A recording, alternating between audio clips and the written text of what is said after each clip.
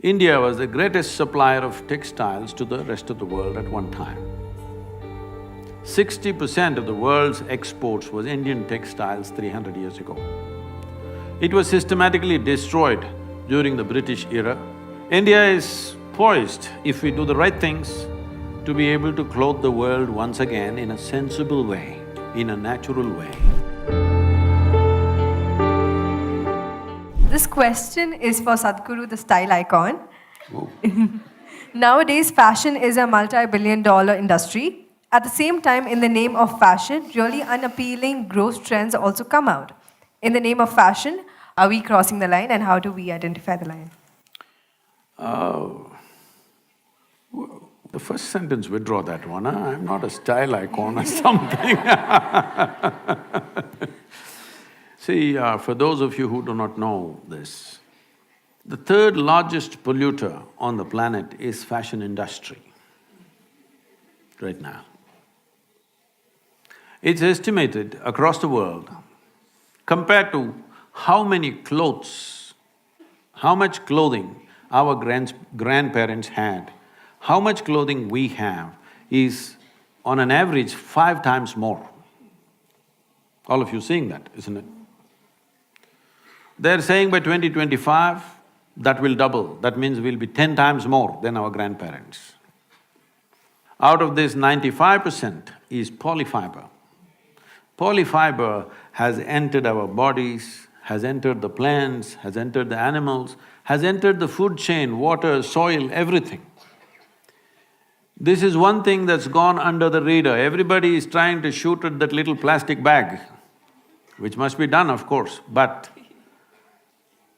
the polyfiber cloth is the largest polluter which is going under the radar. It is sitting on our clothing, on our bodies, constantly polluting everything because the micro polyfiber is just getting into everything.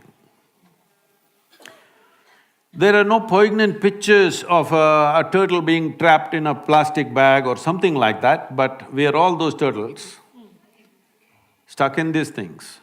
So one of the things that we are doing is, as you know from your history, that India was the greatest supplier of textiles to the rest of the world at one time. 60% of the world's exports was Indian textiles 300 years ago. It was systematically destroyed during the British era. Over 3 to 4 million people died in about 50 years simply because the industry was systematically knocked down.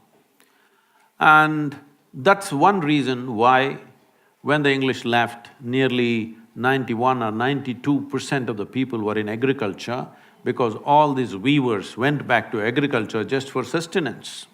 That is why such small holdings all over the place and agriculture being in such disarray, one reason is because of destruction of handloom industries. To a point where one of the Governor-General said, the fields of India are bleached by the bones of the hand weavers in 1860, because millions died. So having said that, we still have the skills.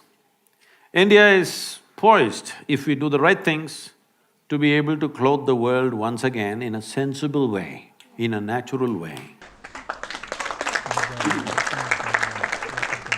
And in the sense, this can be economically fantastic.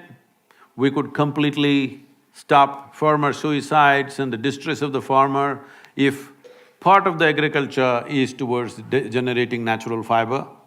We have various natural fibers in this country. Fortunately, I'm seeing the more high-end fashion designers. Recently, I don't know if you saw, we had conversation with Sabyasachi, and people like this are promoting natural fiber. Well, now that you called me a fashion icon, let me admit this. In the month of October, we are having a fashion show in New York City. Woo! This fashion show, I'm not going to walk the ramp, okay? This is not about showing the apparel, but this is about exposing the top designers in America to Indian textile, the fabric. So 30 varieties of fabric I've already transported to United States, it's waiting there. We're going to display this and give this material to them, of some part of it free of cost, so that they can try what they want.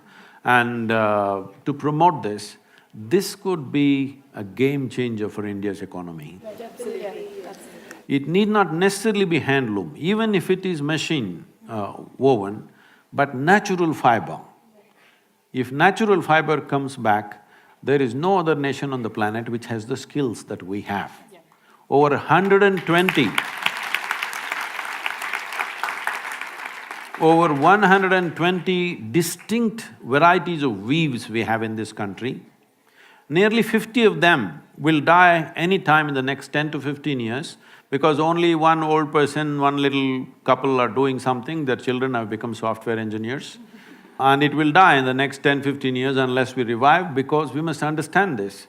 I don't know if you've ever been to a handloom weaving thing, have you been there? Yeah. In Bangalore, there's a lot of silk saree weaving, you must go and see. At one time, my father believed that I will go into this because the larger family was involved in silk weaving. So I went there to see, I was just 17, I wanted to see how they do it. I was, cocky and like that. He's working on the loom, they're weaving a silk saree, he's just doing I think, at that time I think I'm smart, then I realized that's different. And I'm paying full attention and looking. Simply he's doing this, simply one flower opens up in that cloth, another flower opens up here, geometrically perfect. If you have to put this into your software, it will take so much effort. This guy's got it in his head simply. So, we have destroyed this mainly because of compulsory education. Okay? If a son or a daughter with their father or mother goes to the loom or to the agricultural field to work with their parents, the parents could be arrested because child labor. So we are determined to destroy all the skills in the country and have millions of graduates who have the attitude of the educated and who don't know how to do a damn thing in their life.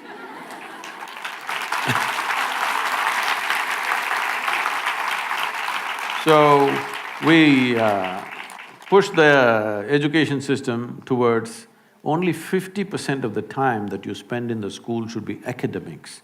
Rest of the time in villages, agriculture, craft, music, dance, folk arts, many things. For the first time, the central government announced about a month ago, 50% of the time is academics. But to implement that, it'll take… the speed at which we move, it may take 10-15 years, because infrastructure, training, you need teachers and everything. So coming to fashion, I think all of you must be style icons in some way. That means you're not just imitating some rubbish that some model or somebody does, something that fits you. Because each body is made differently, there is a certain way to arrange the aesthetics for your own self. For your body, and style is also for your mind and emotion, isn't it? Not just about your body. So it must arrange itself like that, and please, maybe right now it's not possible for everybody, at least one day in a week, please wear natural fiber. Many farmers will not die if you do just this one thing. At least one day in a week, wear natural fiber, you may save many farmers' lives, because this will be a steady market. If you grow more vegetables, it goes on the street. If you grow less, it's always a struggle. But if part of it goes into producing natural fiber as it used to be in this country, we were the largest cotton and jute manufacturers in the world, but all wiped out. Time to get it back.